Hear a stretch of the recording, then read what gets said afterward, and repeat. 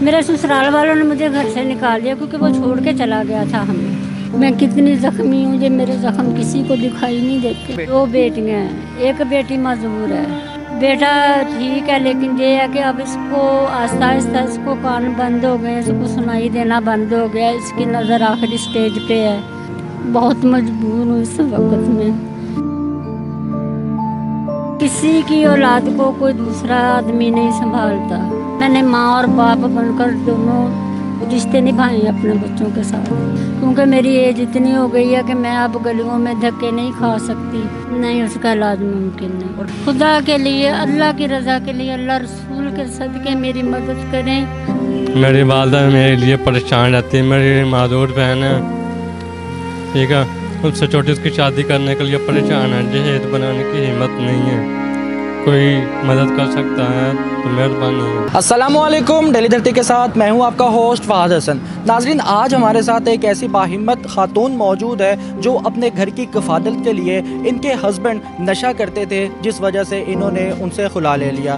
ناظرین، ان سے طلاق لینے کے بعد یہ بہت مشکلات کا سامنا کرنا پڑا ان کو۔ یہ اپنے بچوں کو لے کر کہاں جاتے؟ انہوں نے اپنے بچوں کی پرورش کے لیے کام شروع کیا اور گلی محلوں میں جا کر پاپ کارن سیل کرتی ہے۔ ان کا نام اللہ رکھی ہے۔ ان سے بات کرتے ہیں، ان سے جانتے ہیں کہ آخر ان کی زندگی کا سفر کیسا رہا۔ السلام علیکم۔ وعلیکم السلام۔ کیسی ہے ماں جی؟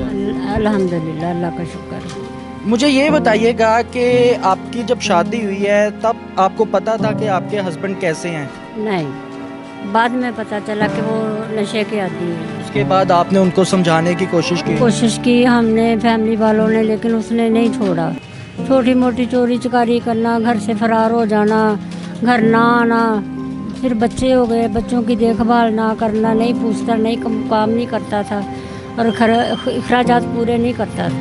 صحیح ہو گیا۔ تو پھر کب آپ نے فیصلہ کیا کہ اب اس سے طلاق لے لینی چاہیے؟ میرے سسرال والوں نے مجھے گھر سے نکال دیا کیونکہ وہ چھوڑ کے چلا گیا تھا ہمیں، کہ ہم بچوں کو نہیں سنبھال سکتے، ان کی پرورش نہیں کر سکتے، ان کو روٹی دینا ہمارے لیے مشکل ہے۔ صحیح ہو گیا۔ اس کے بعد جب آپ کی طلاق ہو گئی تو بچوں کی کفالت کے لیے، بچوں کی پرورش کے لیے کیسے آپ نے مشکلات کا سامنا کیا؟ بہت زیادہ، یہی سمجھ لیں کہ میں نے پوری زندگی اپنی کانٹوں پہ چل کے گزاری۔ میں کتنی زخمی ہوں، یہ میرے زخم کسی کو دکھائی نہیں دیتے۔ بہت پریشانی میں نے اپنا وقت گزارا ہے۔ بچے بہت چھوٹے تھے، ایک بیٹی معذور تھی جس کو سنبھالنا، پھر کام بھی کرنا، محنت بھی کرنی، اور ان کو بھی دیکھتی تھی۔ کتنے بچے ہیں ماں جی آپ کے؟ 3 بچے ہیں۔ 3 بچے ہیں، ایک بیٹا اور باقی بیٹے کے بیٹے؟ 2 بیٹیاں ہیں، ایک بیٹی معذور ہے، یہ پیدائشی تھی وہ؟ پیدائشی ہے۔ اور بیٹا ٹھیک ہے، لیکن یہ ہے کہ اب اس کو آہستہ آہستہ اس کو کان بند ہو گئے، اس کو سنائی دینا بند ہو گیا، اس کی نظر آخری سٹیج پہ ہے۔ تو ڈاکٹروں کا چیک اپ کروایا، ان کا کہنا ہے کہ جی اس کا آپریشن ہوگا کان کا، ایک کان کا 20 لاکھ لگے گا۔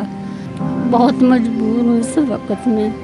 یہ آپ نے کام شروع کب سے کیا؟ پہلے آپ نے آلو چنے کا کام شروع کیا، پھر گول گپوں کا، سب سے پہلے آپ نے کون سا کام شروع کیا؟ سب سے پہلے آلو چنے کا کام شروع کیا۔ خود ہی گھر میں بنا کر بیچتی تھی؟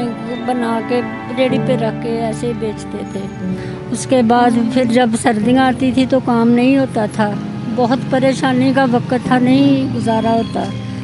پھر ہم نے ساتھ کسی نے ہیلپ کی تو یہ ہم نے پاپ کارن کا جو کام شروع کیا، اس پہ مشین لے گی۔ پاپ کارن کی مشین سے آپ کب سے کام کری؟ کتنی دیر ہو گئی ہے؟ تقریباً اس کو بھی 8 سال تو اس کو ہو گئے ہیں، اور اس سے پہلے ہم آلو چنے کا کام کرتے تھے۔ صحیح ہو گیا۔ ماں جی بتائیے گا، گھر آپ کا اپنا ہے کہ کرائے کا ہے؟ اپنا نہیں ہے، کرائے کا؟ کرائے کا گھر ہے۔ کتنا رینٹ ہے گھر کا؟ 8000۔ 8000۔ مجھے بتائیے گا کہ آپ اکیلی سڑکوں میں یہ پاپ کارن کی ریڑھی لے کر نکل جاتی ہیں تو مشکلات کا سامنا نہیں کرنا پڑتا؟ لوگ طنز و مزاح بھی کرتے ہوں گے؟ ہاں جی، بہت زیادہ کرتے ہیں۔ کیسے سامنا کرتی ہیں؟ بس اپنے دل کو بڑا کرتے ہیں کہ اللہ تعالیٰ نے اگر یہ پریشانی دی ہے تو اسی نے دور کرنی ہے، اللہ کے سہارے چلتے ہیں۔ یہ بتائیے گا کہ کتنے دیہاڑی لگ جاتی ہے، روز کا کتنا کما لیتی ہیں؟ بس یہ ہوائی روزی کبھی لگے تو 500-600 لگ جاتا ہے، لگے تو 1000-1200 بھی بن جاتا ہے۔ بس ایسے ہی ہے، گزارا کرنے والی بات ہے۔ جو چیزیں، گیس بھی مہنگی ہے، جو اس کے لیے مکئی لاتے ہیں وہ بھی بہت مہنگی ہے، بس گزارے والی بات ہے۔ اچھا अच्छा माजी, मुझे ये बताइएगा कि आप चाहती तो आप दूसरी शादी कर सकती थी बच्चों की कफालत के लिए, बच्चों को हौसला देने के लिए, बच्चों का किसी को सहारा बनाने के लिए, तो आपने बगैर शादी के ही बकाया ज़िंदगी गुजारने का फ़ैसला क्यों किया? क्योंकि किसी की औलाद को कोई दूसरा आदमी नहीं संभालता, तो यही सोचा है कि हाँ, क्योंकि हम खुद बहुत छोटे थे जब हमारे वालिदैन गुजर गए, तो हमने यतीमी देखी है। मैंने माँ और बाप बनकर दोनों रिश्ते निभाए हैं अपने बच्चों के साथ। मुझे ये बताइएगा, रिश्तेदारों में कोई भी हमदर्द नहीं था, कोई भी ऐसा खुदा तरस नहीं था बंदा या बंदी जो आपकी मदद कर सकता, ख़ानदान में जो आपका सहारा बन सकता? कोई भी नहीं था ऐसा। रिश्ते सभी हैं, लेकिन संभालने वाला, रखने वाला, रोटी देने वाला कोई भी नहीं। 8,000 ज़ाहिर है घर का किराया है, उसके बाद बिजली का बिल, पानी का बिल और ख़ाना पीना सारा इसी खर्चे से पूरा करती है। इसे पूरा करते हैं। मुश्किल नहीं होता? बहुत मुश्किल होती है, वक्त को धक्का लगा रहे हैं। क्या करना चाहती हैं आगे आप? इसी काम को मज़ीद आगे बढ़ाना चाहती हैं या फिर कुछ और काम का सोचे आपने? बस इसी काम को आगे बढ़ाना चाहती हूँ और सोचती हूँ कि मुझे मेरा अपना घर हो, जहाँ मैं एक छोटी सी दुकान बना के तो वहाँ मैं अपना काम वहाँ बैठ के करूँ, क्योंकि मेरी एज इतनी हो गई है कि मैं अब गलियों में धक्के नहीं खा सकती।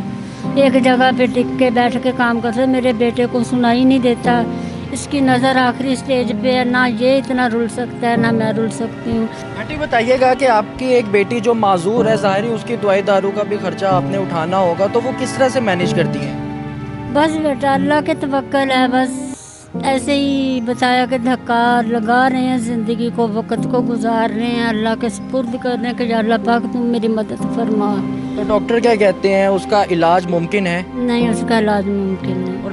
अच्छा माजी, आप भी इस पाकिस्तान की बेटी हैं, इस पाकिस्तान की बहन हैं, क्या अपील करना चाहेंगी गवर्नमेंट से? देखने वालों को क्या कहना चाहेंगी आप?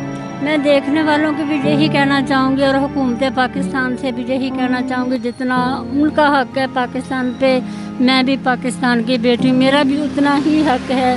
खुदा के लिए, अल्लाह की रज़ा के लिए, अल्लाह रसूल के सदक़े मेरी मदद करें, इस बच्चे की मदद करें, इसके कान का ऑपरेशन हो जाए, मुझे रोज़गार मिल जाए, कोई मुझे रोज़गार का बंदोबस्त कर दे। मेरे पास घर नहीं है, मैं बेघर हूँ। अल्लाह ताला से दुआ है कि अल्लाह पाक आपकी मुश्किलात को हल करे, और गवर्नमेंट जो भी हमें बड़े अफसरान देख रहे हैं, ये जो बच्चा है इनका एक ही बेटा है। नाज़रीन, लोग जानते हैं, आप लोग भी इस चीज़ का अंदाज़ा लगा सकते हैं कि जिसकी एक इकलौती औलाद हो, बेटा, और बेटे को लोग तरसते हैं कि वो माँ बाप का सहारा बने। जब बेटा भी ऐसा माजूर पैदा हो जाए या कोई ना कोई अल्लाह की तरफ से खामी उसमें आ जाए, और कहाँ माँ बाप जाए। मेरा नाम वकार अहमद है, मैं पोपन का कान सुनाई नहीं देता। मेरी वालदा मेरे लिए परेशान रहती है, मेरी माजूर बहन है, ठीक है, उससे छोटी उसकी शादी करने के लिए परेशान है, जहेज बनाने की हिम्मत नहीं है, कोई मदद कर सकता है तो मेहरबानी है। ठीक हो गया। क्या पैगाम देना चाहेंगे आखिर में सबको? मैं सबसे कुछ यही पैगाम देना चाहूँगी कि आप सब जो भी देख रहा है, सुन रहा है, तो आप प्लीज़ हमारी हेल्प करें, अल्लाह की रज़ा के लिए। आपकी नेकी होगी, आपको सारी ज़िंदगी जब बच्चा दुआएं देता रहेगा, मैं भी दुआएं देती रहूँगी कि आप किसी के काम आए। बहुत बहुत शुक्रिया जी। तो नाज़रीन, ये मोहतरमा हमारे साथ मौजूद थी जो अपने बच्चों की कफ़ालत के लिए इन्होंने हार ना मानी और बच्चों का पेट भरने के लिए इन्होंने घर में खुद ही काम शुरू कर दिया। अपने अकलौते बेटे की शादी की, मगर तलाक हो गई, दूसरी शादी की, वो भी छोड़कर चली गई।